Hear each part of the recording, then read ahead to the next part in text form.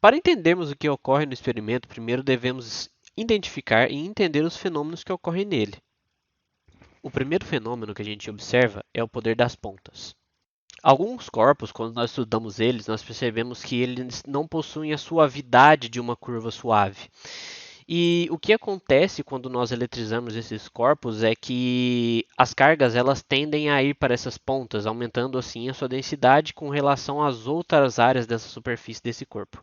Isso ocorre porque as cargas, segundo a lei de Coulomb, possuem interações. Essas interações possuem resultantes. E quando uma resultante encontra uma superfície que não é suave, no caso uma ponta, acontece uma assimetria das forças resultantes que levam as cargas para essa ponta. Após as resultantes acabarem com essa simetria, o sistema entra em equilíbrio.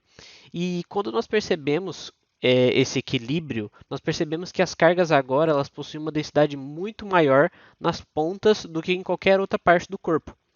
Isso define o poder das pontas. O segundo fenômeno que nós observamos nesse sistema é a ionização do ar atmosférico. Nesse fenômeno, nós observamos que, através de um campo elétrico, os gases que compõem o ar atmosférico tendem a perder os elétrons para esse campo elétrico, se tornando dessa forma íons. É interessante a gente observar que o ar atmosférico, na verdade, ele é composto por uma série de gases, uma mistura de gases. E são esses gases, o gás nitrogênio, o oxigênio, o argônio, entre outros gases como o ozônio e o xenônio, que compõem uma porcentagem mínima do ar atmosférico. E dependendo do núcleo do átomo, do tamanho do núcleo do átomo que compõe esse gás, o seu número atômico ele é maior e, por consequência, a distância entre o núcleo e os elétrons que fica na banda de valência é também maior. Dessa forma, esses elétrons que estão mais afastados do núcleo, eles estão mais suscetíveis a serem, entre aspas, roubados pelo campo elétrico e dessa maneira esse ar ou esse gás se torna mais ionizável do que outros.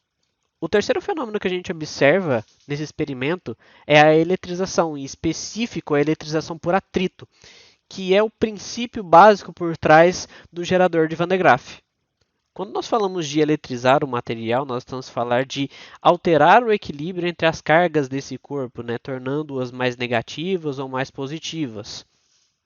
Quando se retira ou se fornece elétrons, o corpo ele fica eletrizado.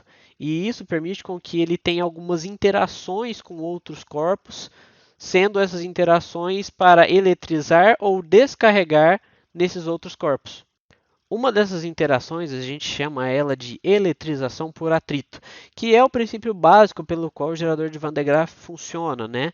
Nós temos um caninho de PVC que atrita com uma fita de borracha ou seda, e isso eletriza a fita de borracha ou seda, e essa fita de borracha ou seda sobe e entra em contato com uma casca esférica condutora. Após esse ciclo ser feito várias e várias vezes, um alto potencial é acumulado na casca esférica condutora. Esse potencial, por sua vez, é transferido para a cruz, que através do poder das pontas, ela acumula carga nas pontas dessa cruz. Dessa forma, nós temos que tanto a casca esférica quanto a cruz, elas estão equipotenciais.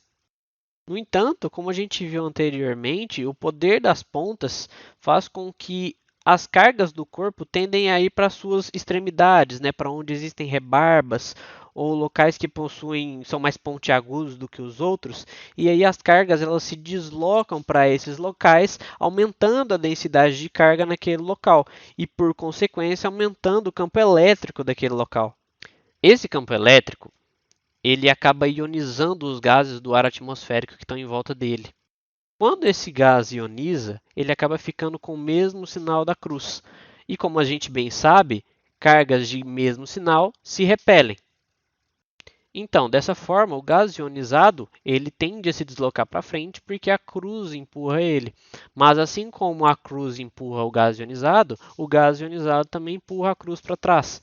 E aí, quando a cruz é empurrada para trás, como ela tem um eixo, ela tende a girar em torno do seu eixo.